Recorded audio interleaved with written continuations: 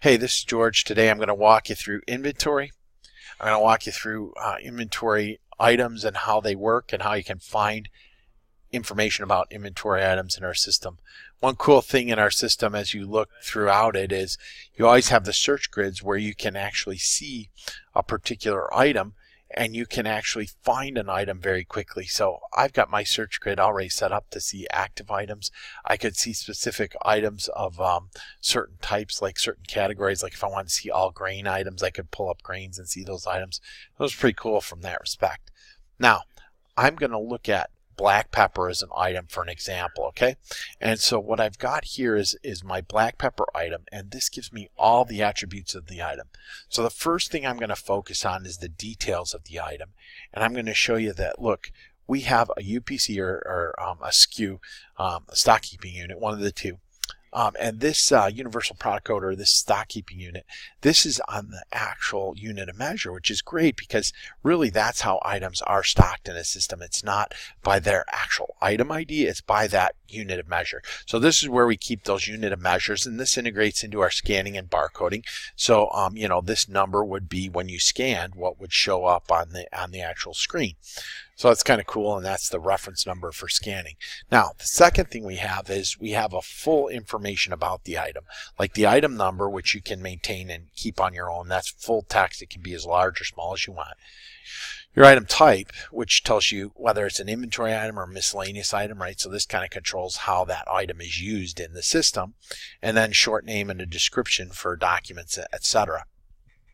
So that's kind of nice from that perspective. The other great thing is we do group items by manufacturer, so you can track that if you'd like, and by commodity. Now, each item will belong to a commodity for purposes of rolling it up into a hedgeable position.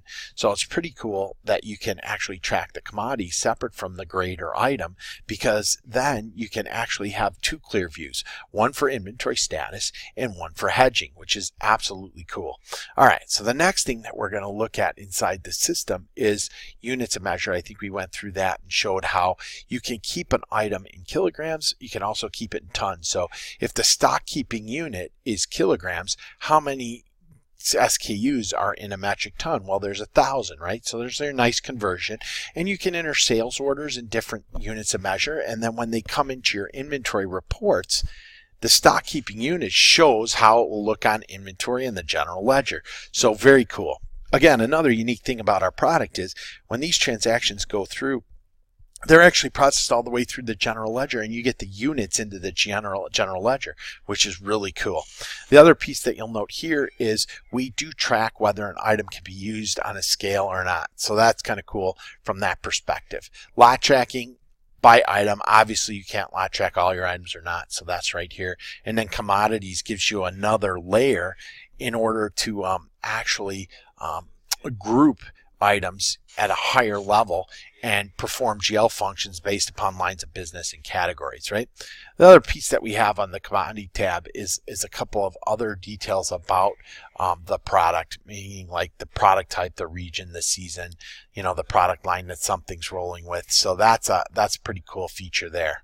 Again, as we've gone through i21 too, in addition to additional information, you'll note that we have the activities in the attachments tab. And again, this is throughout the system. The activities allows you to ask questions about an item, get a spec complete. Attachments allows you to actually attach documents to an item. So that's pretty cool.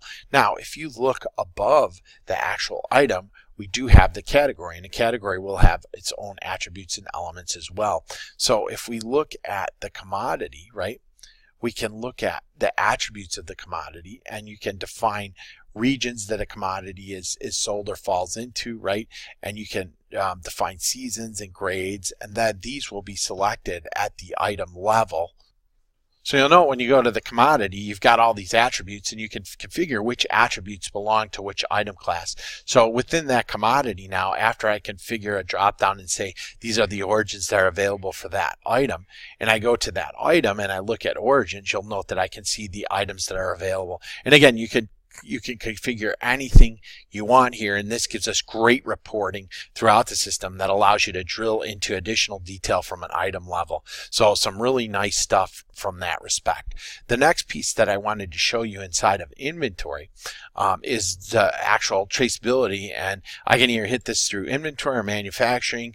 I'm used to hitting it through manufacturing, and I go to the inventory view, and inside the inventory view you'll note that what I have here is visibility into lots. So this is an item that was lot tracked, and I just wanted to give you an idea of the visibility into lots and what's happening with the lot, right? So when I look at my inventory view, I'll note that the inventory view is broken by lot, and it tells me the status of the lot. Now, this status can actually be configured to graphically show a color, so that if something is quarantined, it might show up in red. If something is on hold, it might show up in green or yellow, anything like that. Now, inside of the stock status screen, you'll note that I can see the lot number. If I wanted to have a parent lot number, I could see that. I could see lot aliases. I could see the item, the description, right, the category, where that item falls. I can see all the other information. I can also see how much I have on that lot.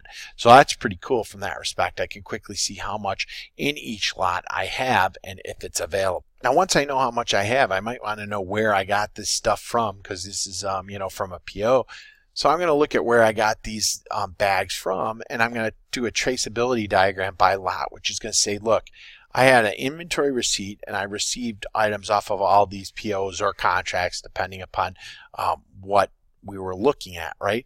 And so I have the ability to do the forward and the reverse traceability if there was actually a sale that I wanted to look up the reverse on. Now, the other interesting thing here that I can do is I can actually go into any item or any part of the traceability diagram, and I can drill into the inventory receipt details. I could drill into the shipments. I could drill into the manufacturing process and see what happened. So here I've drilled into the receipt, and I can see what else was received, and that's pretty cool from that respect. I can drill into also a detail line here, and I could see that as well, right, which would show what the quality characteristics of that particular item were when I received it, and where it went, and what the description of it was, and if there were any quality characteristics, and if there were any notes on the incoming inspection.